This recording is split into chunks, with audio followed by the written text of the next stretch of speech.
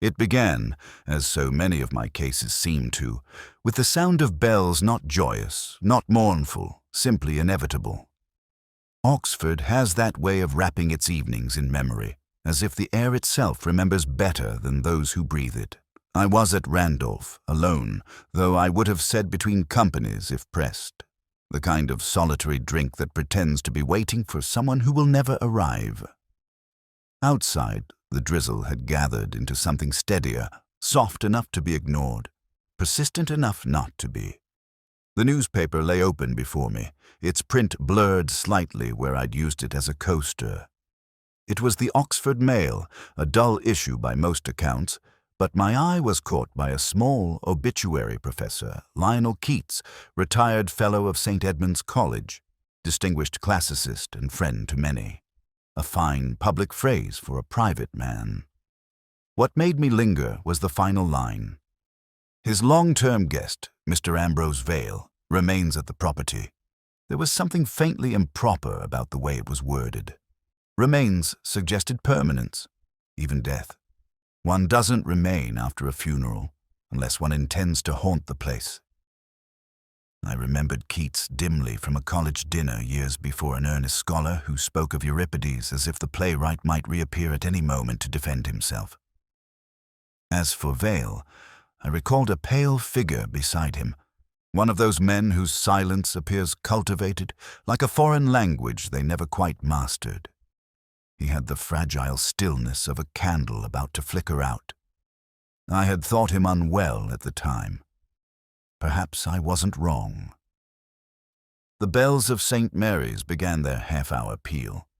Through the rain-streaked window, I could see the shimmer of umbrellas crossing Beaumont Street, each one reflecting the sodium lamps like tiny, moving moons. I should have gone home, but habit or boredom drew me to curiosity. There's always some minor itch that starts a case, and one rarely notices the scratch until it bleeds. I folded the paper, paid the bill, and found myself walking toward St. Edmund's, that little enclave of red stone and forgotten dawns. The rain was cold, to be precise. Each drop struck the brim of my hat as if testing its own persistence. When I reached the college gate, the porter's lodge was dark, the man inside presumably at his supper. I let myself in without announcing it. One grows accustomed to walking in places one isn't expected, particularly when the living and the dead seem to share the same corridors. The path to Keats' old residence ran along the edge of the gardens, where the yew hedges rose like green-black walls. In the lamplight, the windows of the house looked unlit but faintly aware, as though they were watching the rain too. The brass nameplate still read, Professor Lionel Keats, untouched, unsmudged by weather or grief. I hesitated at the gate not from any sense of trespass, but from the unease that comes when a house seems to be listening. Inside, I imagined, the air would still hold the smell of pipe smoke and paper, perhaps a clock ticking without purpose.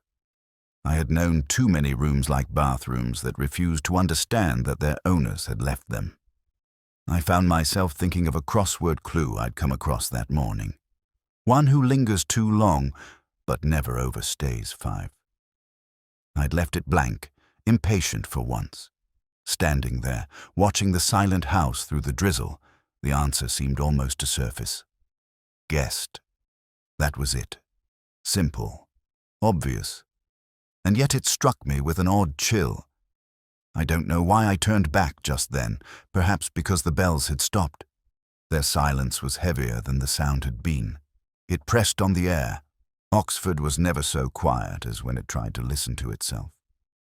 Later, when Lewis asked me what drew me into the matter, I said it was a phrase in a newspaper. That was true, but not the whole truth. The whole truth was that I had seen myself, or the shadow of myself, in that sentence. The visitor who never left. There's something peculiarly English about overstaying one's welcome, polite, unspoken, eternal. I walked back toward Broad Street, the rain easing into mist. Somewhere behind me, a door creaked faintly, as if adjusting to absence. It was nothing, I told myself. Just the house settling, as houses do. Yet I couldn't shake the impression that someone, somewhere behind those curtained windows, was still waiting for the host to return.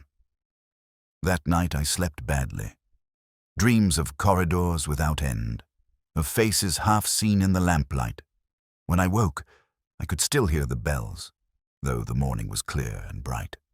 They were not sounding, of course, but they were there in memory, tolling faintly for a visitor who, in one way or another, had never quite gone home. The house stood at the edge of St. Edmund's, half swallowed by ivy, its windows dulled by the slow accumulation of years and neglect. Lewis, ever the pragmatist, called it a fine place for dust, and he was not wrong. The air inside had that peculiar stillness that follows after long illness or quiet madness rooms that had learned to breathe without their occupants. I remember thinking that it didn't smell of death exactly, but of an absence that had taken on its own personality. The housekeeper, Mrs. Colling, met us at the door. She was one of those women whose faces are built from routine, cleaning, boiling, worrying, and whose voices always sound like they've been folded neatly away with the linen. She led us through the hall, apologizing for the disorder, though everything seemed painfully neat. I asked when she had last seen Mr. Vale. She hesitated, the way one does when memory itself feels impolite. Perhaps a fortnight ago, she said. He'd taken to staying indoors, listening to the wireless, sometimes all night. Schubert, mostly. Always the same record. The drawing room still bore traces of two lives lived uncomfortably in parallel. 2 chairs by the fire, but only one clearly used. 2 sets of reading glasses on the sideboard, one clean, one filmed with dust. On the desk, a sheaf of letters tied with a crimson ribbon unopened, or rather, opened too often. I looked at the handwriting and recognized the elaborate, looping style of the late Professor Keats. His correspondence had always read like an attempt to outwit posterity. I asked Mrs. Colling about the locked drawer in the writing desk. She seemed surprised I knew of it. Habit, perhaps most desks hide their confessions in the second drawer on the right. She fetched the key from a china bowl in the kitchen, and Lewis turned it with a kind of ceremonial reluctance. Inside lay a small collection of letters, written in a neat but weary hand, and dated from the last year of Keats' life. The tone was affectionate, but edged with something colder, a slow withdrawal disguised as courtesy. The final letter ended with a curious line. "The guest will outstay the host, as always." Lewis looked at me as if expecting a translation. I said nothing. Some sentences, I've found, explained themselves only after the body's cold. We moved upstairs. The corridor had that faint sag beneath the carpet that all old houses share, a reminder of footsteps long rehearsed. In one of the bedrooms, Vale's suitcase sat half open, clothes folded with obsessive precision.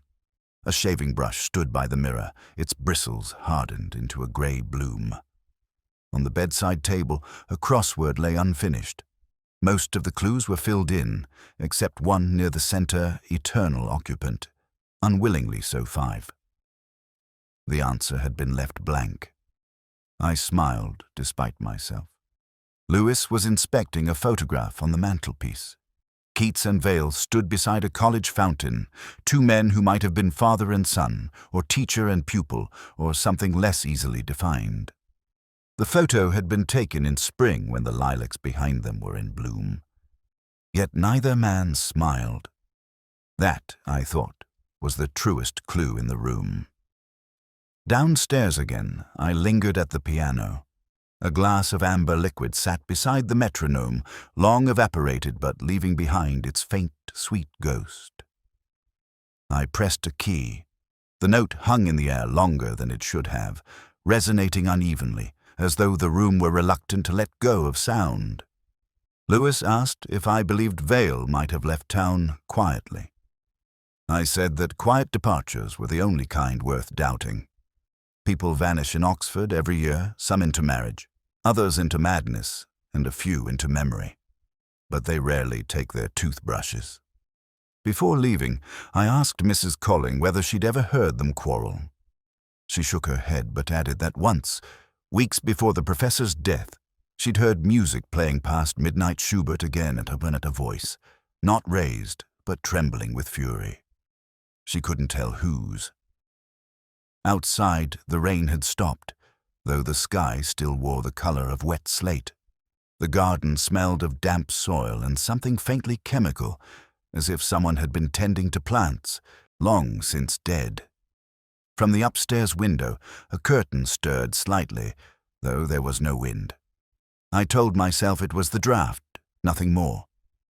But as I walked back through the gate, I could feel the house behind me still listening. That night, I took the crossword from my pocket and filled in the unanswered clue.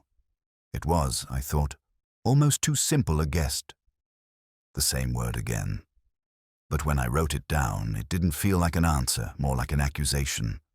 The Bodleian always seemed to me less a library than a form of memory, cold, persistent, and faintly reproachful. It smelled of dust and disuse, like a mind too full of its own recollections. That morning I sat among the high shelves of the Latin poetry section, the light falling through the narrow windows in pale sheets, as if the day itself were reluctant to enter. I'd come for a letter one found between the pages of a book returned after Professor Keats' death. The librarian, a thin, fussy man named Harcourt, produced it with the air of someone unveiling evidence of sin. It was no ordinary letter. The writing was small, exact, its Latin mottos scattered among English phrases, and it closed with a verse from Houseman, a poet whose melancholy suited both scholars and sinners. I read it once, then again, each time more aware of the silences between the lines. There was affection, yes, but something more of an arrangement of guilt disguised as gratitude. Keats had written of our translation, though what he meant to translate was unclear. Love, perhaps, or deceit. Harcourt watched me with nervous fascination. He said the letter had been found in Horace Odes and Apodes, a volume that, curiously, had been checked out after Keats' funeral by someone using his library number. An impossibility, unless the dead had taken to borrowing books. I asked for the borrowing slip. The handwriting was careful, but odd in one respect, the loop of the capital 5 curled back on itself, like a question mark, reconsidering the answer. It was a flourish I recognized from another document in the envelope that once contained Vale's will, unsigned and unfiled. Lewis arrived midway through my examination, carrying the faint scent of rain and tobacco. He looked at the letter, unimpressed. Said it was probably some old love note. I told him that Oxford was built on love notes, most of them unsigned, many of them regretted. He grinned, the way one does when humor is safer than comprehension. Later, alone, I sat beneath the bust of Aristotle, tracing the Latin line that repeated throughout the letter amicus certus in reinserta, a sure friend in uncertain times. The phrase felt deliberate, as though it held more than consolation. Keats, I remembered, had lectured on friendship in classical texts, how affection between men was often coded through philosophy, their emotions disguised as moral inquiry. A convenient veil. I examined the library stamp at the bottom of the page. The ink was faint, but not ancient. The date read April 14th, just days before the body had been found. So either Vale had returned to the library under his own name, or someone wished us to think so. I thought of the unfinished crossword on his bedside table. The clue, eternal occupant, unwillingly so. The symmetry struck me Vale's handwriting there, Keats's here, both hinting at permanence and unwillingness. I asked Harcourt, out of idle curiosity, whether the library's reading room lamps had been used that evening. He seemed pleased to be asked, something practical, and produced the ledger. 3 entries, all familiar: Drayton, Eleanor Vale, Ambrose, and one name crossed out with blue ink. The erasure intrigued me more than the words that remained. Erasure, after all, is a form of confession. Outside, the rain had begun again, soft, insistent, the kind that turns Oxford streets into long, wavering reflections of their own façades. I stood by the window and watched students hurrying past, collars up, books shielded beneath coats. I envied them briefly, their untested minds, their illusions of progress. Then I folded the letter into my pocket, as if to hide something from the light. When I left the library, the bells of St. Mary's were striking the quarter hour. A coincidence, perhaps, but I remembered hearing them the night before at the same time, faint but certain, while I'd been reading Keats' collected essays. On the page he had quoted Aristotle again. "We are what we repeatedly do." I wondered if repetition, in this case, meant devotion or deceit. Back at the car, Lewis asked if I'd found anything useful. I told him only that the dead were still borrowing books.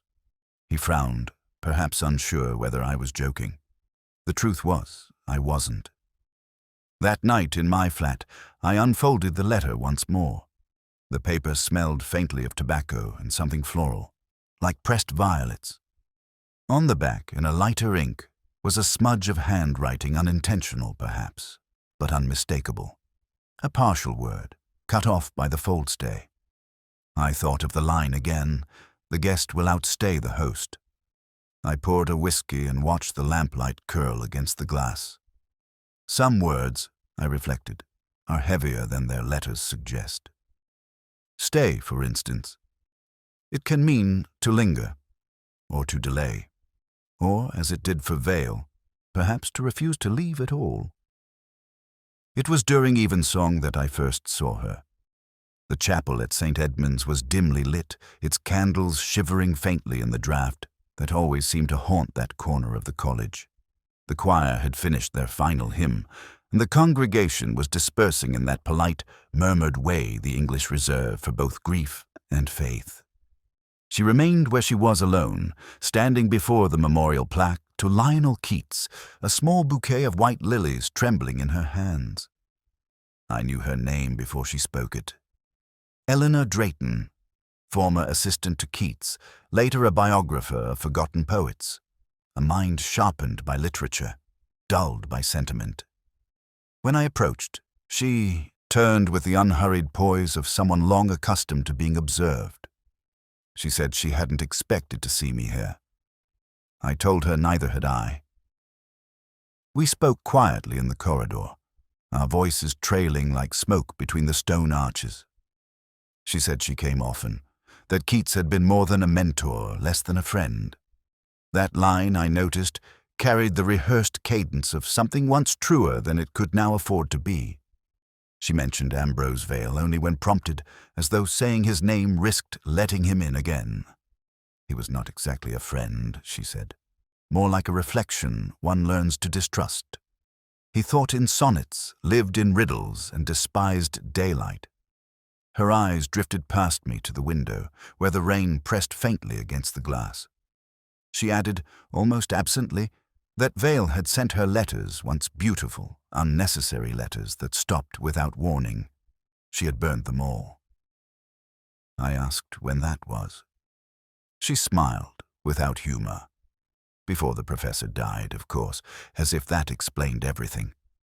When she left, I lingered by the memorial.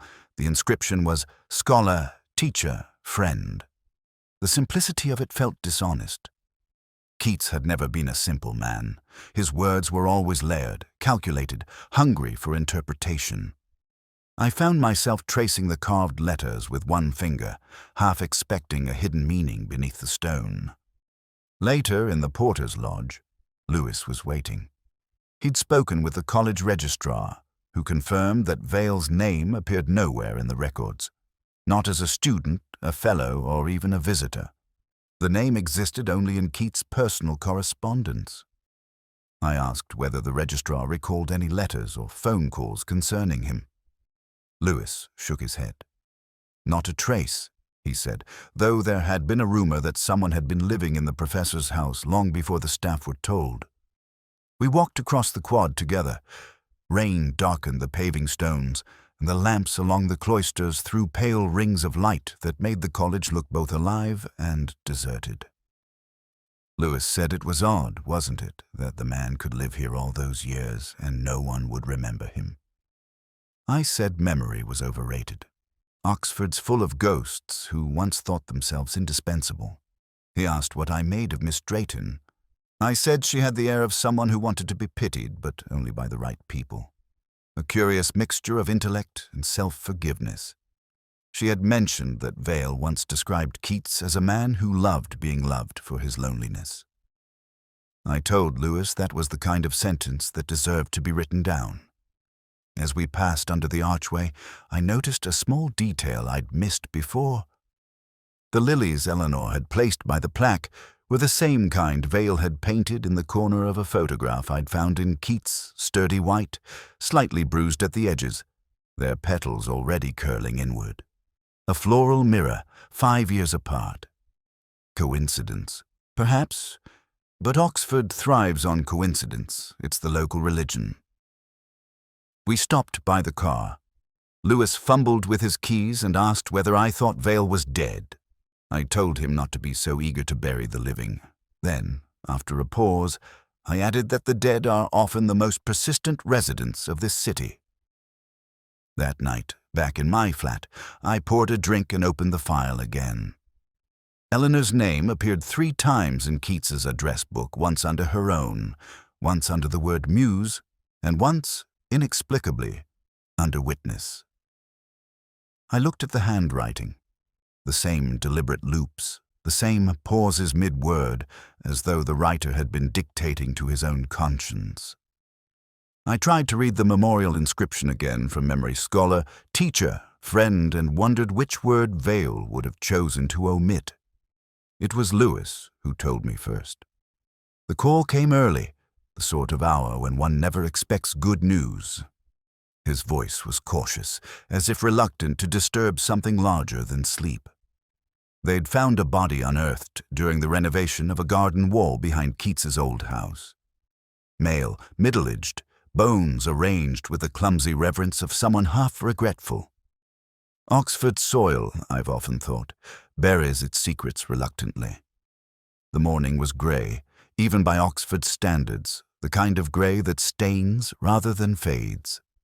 The house was still shuttered when I arrived, its garden cordoned off like a wounded animal.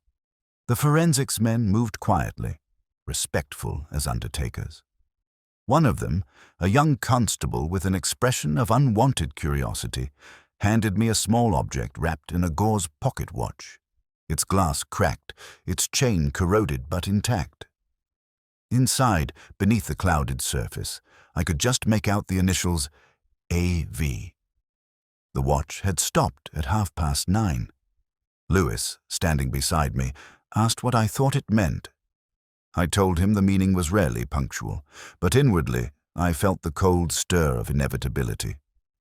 Vale had not left St. Edmund's after all.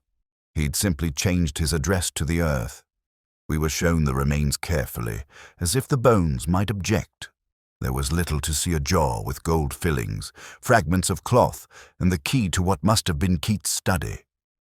The coroner, brisk and untroubled, estimated 5 to 7 years. I thanked him, though I wasn't sure what. Outside, the rain had begun again, fine as dust, clinging to the hedges where once the roses must have grown. Inside the house, everything looked as it had during our last visit, though the air felt heavier, as if the discovery outside had changed the gravity within. The drawing-room curtains were half-drawn, and the piano, always slightly out of tune, seemed to hum faintly from the vibrations of the passing lorries. I sat for a moment at Keats's desk. The blotter still bore his handwriting, notes in Latin, fragments of lectures unfinished. I ran my hand over the paper and felt a faint indentation, a sentence begun and never completed. He will not be moved. Lewis wandered through the hall, his footsteps muffled by dust. He asked if I believed Keats had killed Vale. I said belief was too strong a word. Oxford taught us to prefer speculation, dressed neatly in conditional tenses. Perhaps, I said, though the truth tends to be less dramatic than our moral instincts would like. He nodded, unsure whether that was approval or evasion. There was something wrong with the light in the house. Every room was dim, yet nothing cast a shadow. It was as though the house had decided that the dead deserved even illumination. I remember standing in the doorway of Vale's old bedroom, looking at the mirror opposite the bed.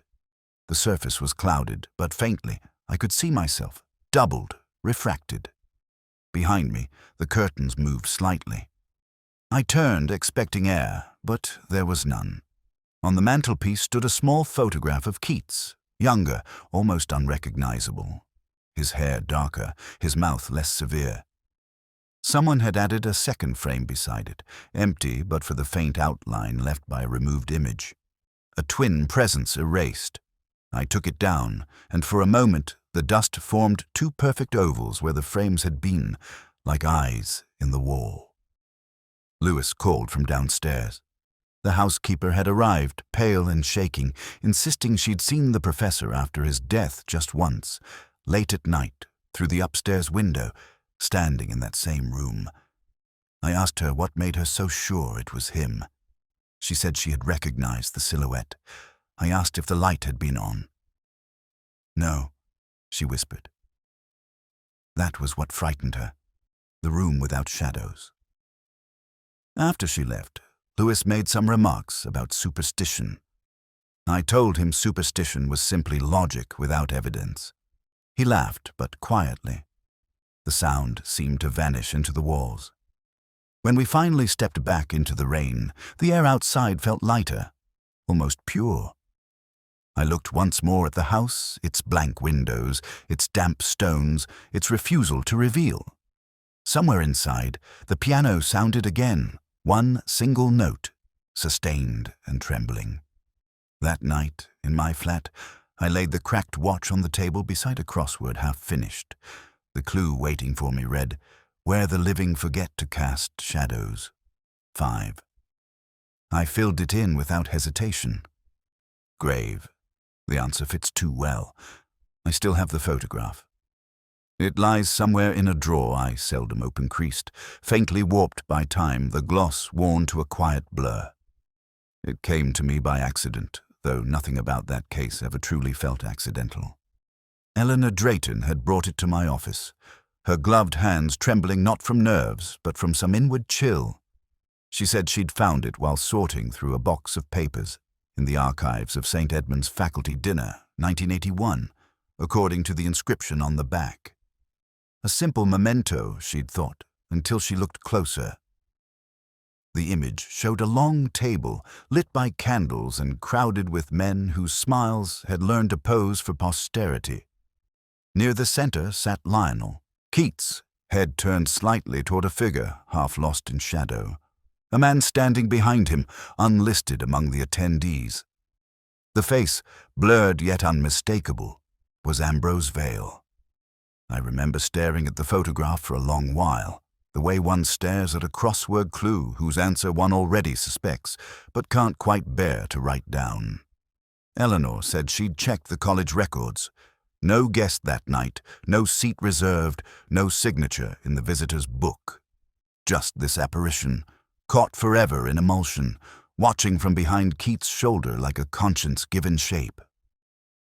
Lewis arrived halfway through our conversation. He peered over my shoulder, squinting at the ghostly outline. "Must have been a trick of the light," he said, "or a double exposure." I told him the college photographer was meticulous, the kind of man who ironed his negatives. He looked again and said he didn't like the man's eyes. I said I wasn't sure the man had eyes. Later, in the photographic lab at the university, I examined the print beneath a magnifying glass. The contours were soft, the shadows precise. No sign of manipulation, yet the figure appeared twice, once behind Keats, and again, faintly, reflected in a silver decanter at the table's edge. A duplication, almost spectral. I felt a quiet unease, the same kind I'd felt years earlier when reading about ghost images in early daguerreotypes, or faces of the living caught beside their own likenesses, exposure and mortality confused. Lewis fetched tea from the vending machine and told me I was overthinking. Maybe so, but there was something unearthly about Vale's persistence. He had died, perhaps, yet here he was, younger than time allowed, standing in a moment he shouldn't inhabit. In the bottom corner of the photo, just visible beneath a fold of paper, was a signature. Not the photographer's. A single initial M. At first, I dismissed it as annotation, but the ink sepia, not black, matched a pen found in Keats's study. I had handled it days before, tracing his notes about the metaphysics of repetition. The letter could have been his mark, or Vale's, or perhaps neither. Oxford has a way of making the living borrow each other's handwriting. That evening I returned to St. Edmund's, carrying the photograph in its envelope. The college corridors were nearly deserted, their air faintly perfumed with polish and old paper. In the senior common room, portraits stared down with the condescension of men who'd never been wrong, at least officially. I compared the faces on the wall to those in the photo most aligned perfectly, but one did not. In the portrait of Keats, painted 2 years after the dinner, the artist had included a small, indistinct silhouette reflected in the frame of a mirror behind him. An echo of the same figure. Vale again, or what remained of him in Keats's imagination. Lewis joined me later by the river, where the mists gathered low, blurring the lamps into pale halos. He asked if I believed in ghosts. I told him only of those made by guilt. He said that was still a belief of some sort. We walked in silence for a while, the air damp with the promise of rain. Somewhere in the distance, a clock chimed 9:30, perhaps, the same time Vale's watch had stopped. I wondered if the hour meant anything, or if I was the one giving it meaning. Back at home, I placed the photograph on my desk. The candlelight wavered, and for a moment the image seemed to shift, as if the figure behind Keats had taken half a step forward. I leaned closer. The illusion passed. Still, I turned the photograph face down. Some nights since, I've dreamed of that dinner, the laughter, the candles, the scent of port and ink, and always, in the far corner, a man who does not belong. I waked to find the image lingering, as though Vale's expression had followed me out of sleep. There are rooms, I think, that trap light in ways we cannot explain. Rooms, perhaps without doors, or mirrors that remember more than we do. I found the ledger quite by accident. It lay forgotten in the cellar beneath St. Edmund's, where the air smelled of cork and stone and the faint rot of nostalgia. The porter, who led us down with a torch, claimed the room had been locked for years, though his tone suggested that years, in Oxford, are measured less by calendars than by the number of forgotten keys. Dust covered everything like an unbroken snowfall. Even Lewis whispered. The book itself was a ledger of Winesar, thick, leather-bound register, its pages foxed and fragile. Each entry bore the date of a faculty dinner, the wine served, and, in the neat hand of Lionel Keats, the initials of those who attended. Most pages were unremarkable, a procession of dinners, toasts, and academic excess. But one entry, from the night in question, Vale's disappearance, has been annotated twice. Chateau Margaux, 1952. Beneath it, 3 initials instead of the customary 2LKAV and ED Eleanor Drayton. The revelation arrived with the quiet inevitability of a raindrop hitting stone. Lewis muttered something about her denial of being there that evening. He asked if perhaps she had signed it later. I said nothing. The handwriting was too precise, too deliberate. It had been written that night in the small, confident strokes of a man who never expected to be read.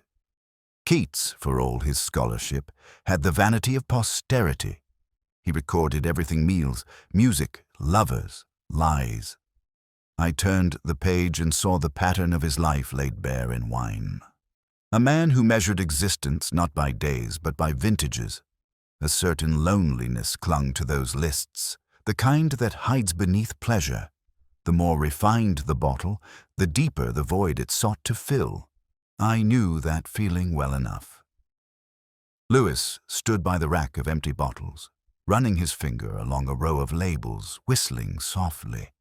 He asked what I made of it all. I told him the initials were not the clue, but the order in which they appeared. LK, then AV, then Edi triangle, drawn in ink and Bordeaux. The sequence told a story, one of betrayal perhaps, or a toast to its inevitability. I asked the porter who had access to the cellar after Keats's death.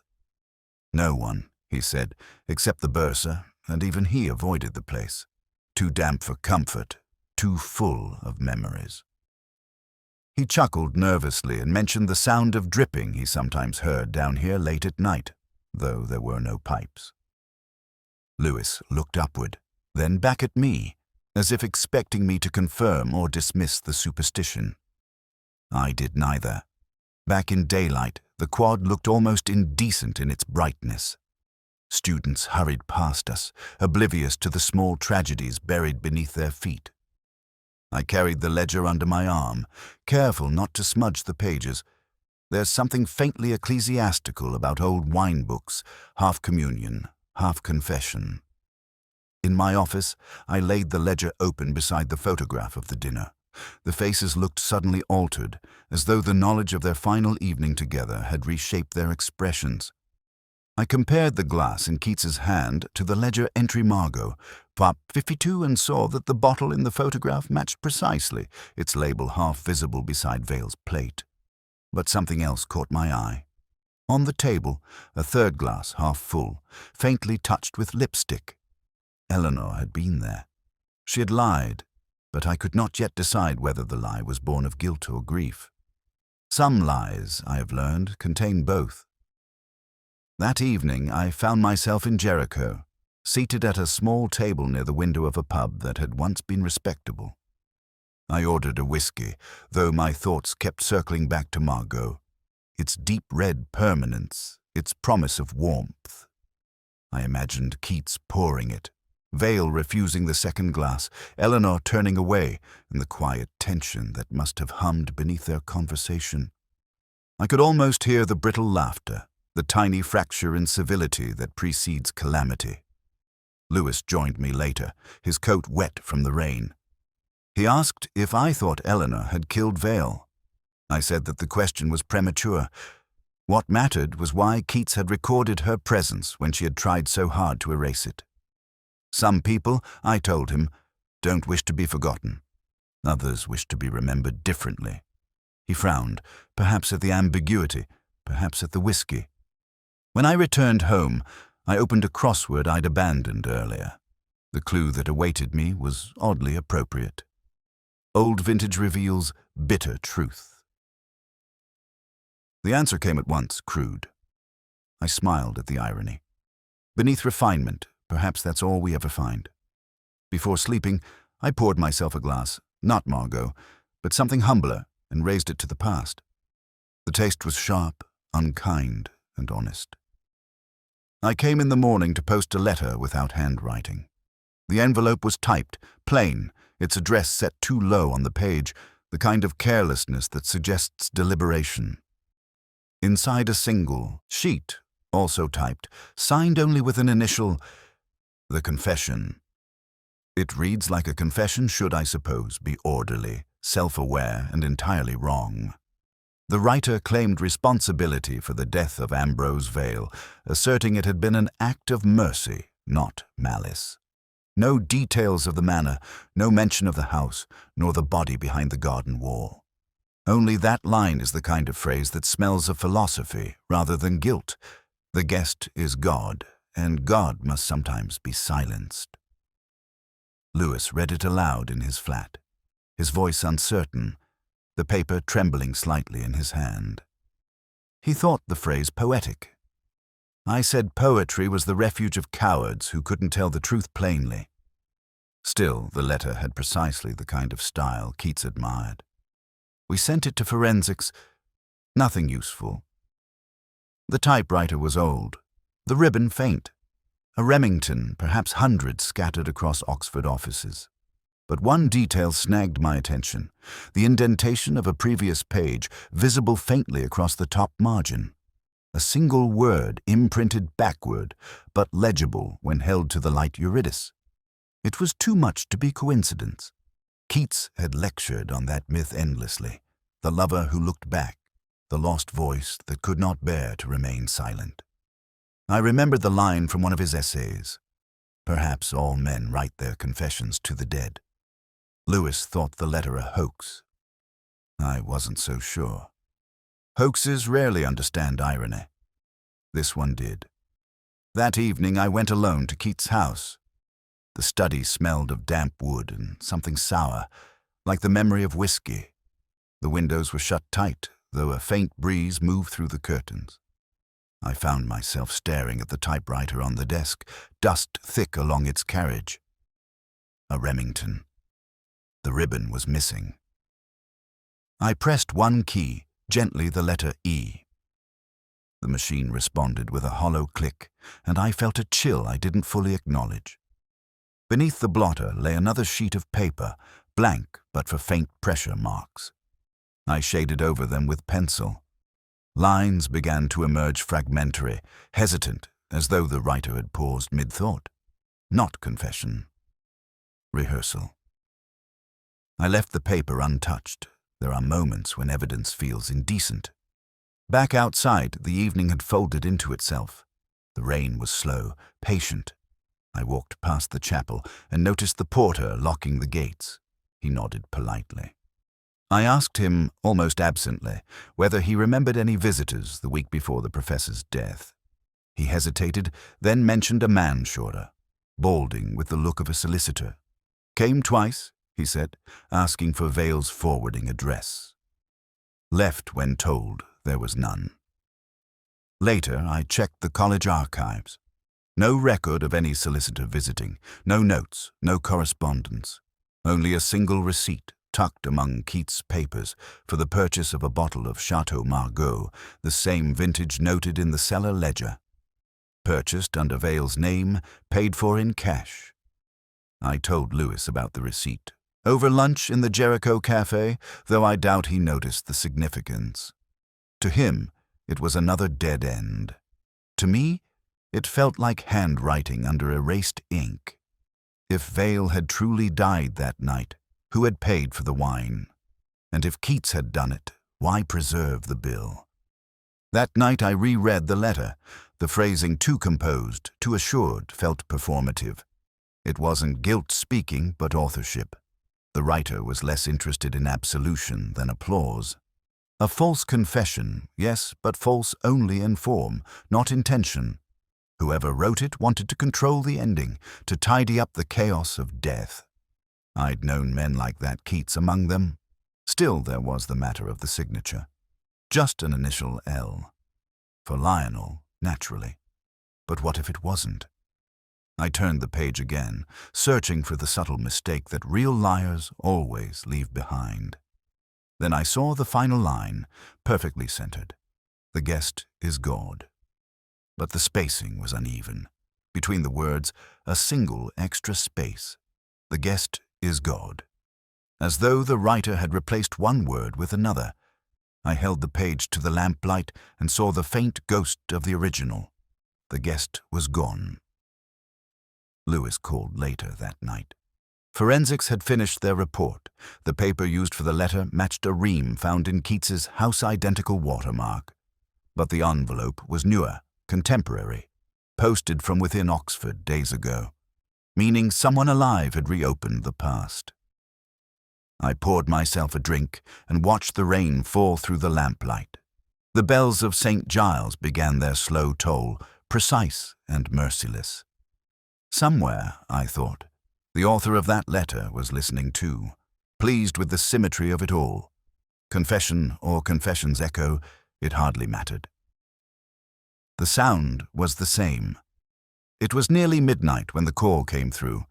The porter from St. Edmund's, his voice trembling with the kind of fear that carries no need for elaboration, said someone had been seen entering the late Professor Keats' residence. A man in a long coat, lantern in hand.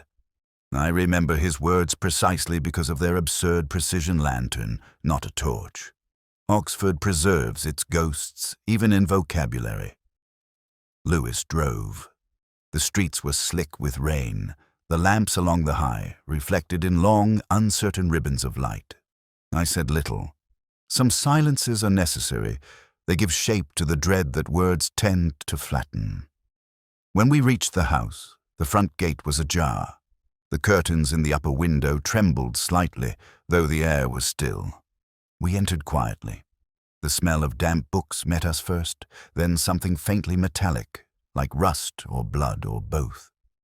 From the study came a faint sound, the scratch of a needle on a phonograph. Schubert again, distorted by the slow drag of an old record. The door was half open, the light within too steady to be candlelight, too soft to be electric. He stood by the piano, or rather, the shape of a man distally, spare, head bowed as though listening for a forgotten chord. For a moment, I truly believed it was Vale. The resemblance was unnerving, as if the dead had stepped back into the role they'd once rehearsed. Lewis reached for his revolver, and I told him not to. Some scenes must unfold without interruption. When I spoke, the man turned, startled. He was younger than Vale, though the likeness was enough to shake belief. His face pale, drawn, eyes bright with the fever of guilt. He whispered something about my name, perhaps, but his voice broke halfway through. He took a step toward me, then faltered, clutching the piano for balance. The lantern fell to the floor, rolling, the flame guttering and dying. Lewis moved forward, too late to catch him. The man collapsed beside the hearth, gasping. I knelt, my hand to his shoulder. He smelled of cold rain and old theatre paint. He tried to speak again, words catching in his throat like trapped birds. At last, one phrase. He wanted the illusion to stay, and then silence. There was no pulse to find. His body was still warm. We waited for the ambulance in silence. The phonograph continued its uneven music, the melody looping until it became a kind of lament. On the table nearby lay an envelope addressed to no one. Inside, a single photograph, the one of Keats and Vale, the same copy Eleanor had shown me, but now with a third figure faintly visible behind them, the man who lay dead before us. The uniformed officers arrived, brisk and oblivious to the strangeness of it all. They called him an intruder and perhaps a vagrant or collector. But Oxford has few vagrants who quote Schubert. In his coat pocket, I found a theatre card, Oxford Playhouse Company, and a name marked in vain. Vain. The echo of Vale was deliberate, I thought, the change of a single letter like the correction of a misprint. He had been an actor once, with minor roles in college productions, a man accustomed to borrowing other men's faces. Later, in the quiet after the commotion, I sat alone in the study. The phonograph had stopped. The room felt heavier, as if the air itself had thickened. On the mantelpiece stood Keats' notebook, the one we had searched before. I opened it again, and this time noticed something I'd overlooked, a single line written on the last page in hurried ink.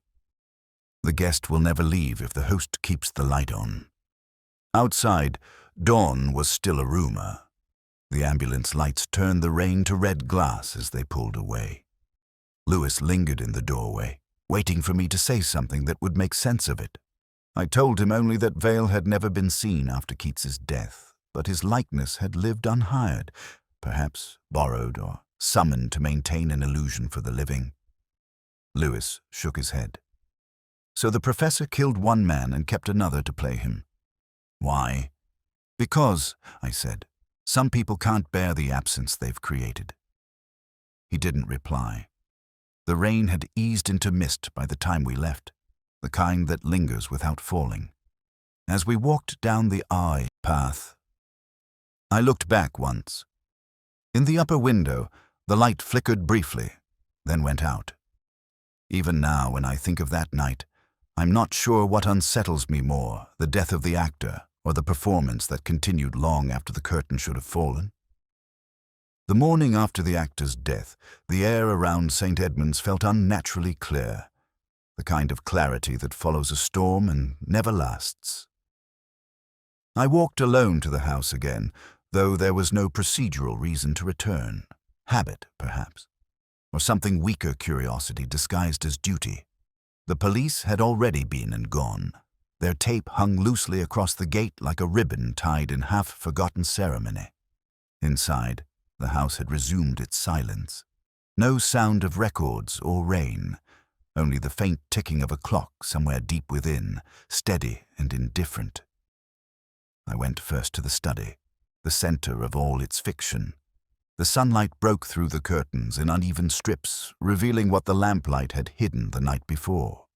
Footprints, scuffed dust, and by the hearth section of floor slightly raised.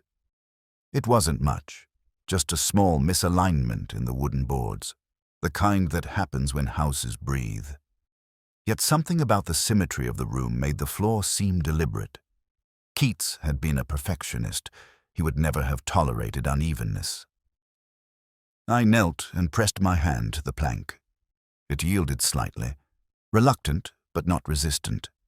Beneath it, folded and tied with faded ribbon, was a sheaf of papers. The handwriting was Keats' angular, certain the hand of a man accustomed to citation. The first page bore the title, The Visitor. I began to read, so it was a poem, or the ruin of one, a sequence of verses addressed to an unnamed presence. The lines were cryptic, alternating between confession and defiance. I built a room where silence feeds on memory's slow decay. Later, the guest and host exchange their skins till neither knows his stay. It was both beautiful and unbearable. A mind talking to itself across time, building its own theology of guilt. In the margin, Keats had written a date 5 years before his death, and a single phrase in Latin, sic manet. So it remains. Lewis arrived not long after, summoned by my silence on the telephone. He stood in the doorway, his expression half weariness, half concern. He asked if I'd found something new. I told him only that I'd found a poem. He smiled, almost indulgently, and said he didn't think we were in the business of poetry. I said we were, though few detectives had the courage to admit it. He watched as I read aloud a few lines. Then, at my request, helped me pull up the remaining boards. Beneath the first bundle lay another letter this time, bound with string. They were addressed to Vale but never posted. Fragments of apology, argument, devotion. In one, Keats wrote, "I have made you permanent in the only way I know." In another, "Forgive me the shape I gave you." I realized then that the poem was not merely confession, but preservation, a monument built out of words and silence. Keats had killed Vale, yes, but he had refused to bury him entirely. Through language, through ritual, he'd contrived a resurrection. The hired actor, the music, the nightly ritual, all of it an attempt to keep the ghost intact. Lewis read over my shoulder for a while, before saying softly that some people can't let go. I replied that perhaps letting go is overrated. He didn't answer. Outside, the chapel bells began to toll the hour, their sound muffled by distance. Before leaving, I folded the poem and replaced it where I had found it. Evidence, yes, but not the kind that survives translation into report form. Some truths belong to the rooms that made them. That evening, I sat in my flat, the typewritten confession on one side of my desk, the copy of the poem on the other. I poured myself a drink and stared at both, as if they might reconcile on their own. "The guest is God," the letter had said. But Keats' verse suggested something lonelier, that the guest was simply the self, divided and multiplied until it needed another name. I turned on the wireless. Schubert again, of course. The slow unfolding of the piano lines felt almost cruel in their inevitability. I thought of Vale, of Eleanor, of Keats all, three bound by the same impossible instinct to endure. Oxford had buried one man in its garden, but it had kept another alive in its verses. When the music ended, I closed the notebook. The silence that followed was not empty. It held, faintly, the echo of that last line. He will not leave until I do. I switched off the lamp. The floorboards in my own room creaked as they settled, and for a moment I could not tell whether the sound came from beneath my feet or beneath my conscience. It ended, as such things often do, not with revelation, but with fatigue. A kind of moral exhaustion that settles in once the facts have surrendered themselves but refuse to arrange into meaning. Oxford was drenched that morning, the pavements shining like old glass. I remember walking past the chapel at St. Edmund's, its bells muted by the fog, and thinking how unremarkably the world continues after tragedy. The gardens, recently dug and then restored, bore no mark of the crime that had lived there. Time, that careful gardener, had already begun its cover-up. The file was nearly closed. Strange had signed off on it with relief. Lewis, too, seemed content enough to let the story fade into the background hum of other solved enigmas. I should have been, but wasn't. The trouble with conclusions is that they never conclude the right thing.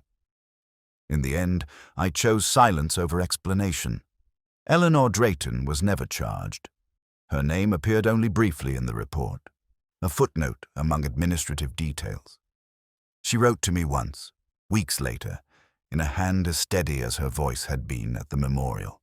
We were all complicit, the letter said, even those who loved least. I folded it, unread beyond that line, and placed it in my drawer beside the poem from beneath the floorboards. There are moments one keeps for no logical reason. I remember standing in Keats's study for the last time, the faint trace of Schubert still in the air. The wireless had been left on by the constables, the volume low enough that it seemed to play only for itself. I turned it off. The silence that followed wasn't peaceful. It was attentive, as though the room had been waiting years for that exact moment of cessation. Lewis found me there, of course. He asked whether I believed Keats had truly meant to atone, whether the poem was repentance or self-justification. I said I doubted men ever knew the difference. He looked at me strangely, then said he'd never quite understand how I could pity a murderer. I told him pity wasn't approval, it was simply recognition. After all, the same flaws that damn us also make us human. Later that night, I took a walk through the college. Rain pooled in the quadrangle like mercury. The lamplight fell unevenly across the flagstones, and the reflections trembled as though alive. A porter nodded as I passed, mistaking me, perhaps, for a don returning from some late paper. I envied his certainty. I paused by the memorial plaque. Keats' name carved with dispassionate symmetry among others, more innocent. Someone, maybe Eleanor, had placed lilies again. Their scent was faint but persistent. Beneath them lay a folded piece of paper, sealed in wax. I considered opening it, then didn't. Some things, once read, diminish. That night in my flat, I poured a drink I didn't need and stared at the crossword left unfinished on my table. The clue that had eluded me weeks before still awaited truth's echo in silence. 5. I filled it in now, without thinking. Peace. But even as I wrote it, I knew the answer was wrong. The rain began again, soft against the windows, a rhythm that had accompanied most of my life. I thought of Vale, of Keats, of the actor who'd worn another man's face for too long. Each had tried, in his own way, to preserve something, the illusion of control, perhaps, or the dream that memory might outlive guilt. The irony was that all of them had succeeded. Their absence had become the very thing they'd sought to defend. I finished the whiskey and switched off the light. The room darkened, and for a moment I saw my own reflection faintly in the window, overlapping the blurred outline of the street outside. Two faces, not quite aligned. It struck me that this, more than anything, was the essence of the case. The impossibility of separating the host from the guest, the watcher from the watched. When I finally went to bed, I left the wireless on low, tuned to some late classical program. The violins were distant, threadbare, yet oddly comforting. Perhaps that's all we ever find at the end of things not understanding, not absolution, but the faint music of continuity. And so, when people ask me what became of the case, I tell them little. That there was a death, a discovery, a confession that wasn't, and a poem that told more truth than any testimony could. I do not tell them that sometimes when the rain falls at night, I hear the faint echo of a piano somewhere in the city. I tell myself it's imagination. But Oxford, like guilt, never truly sleeps.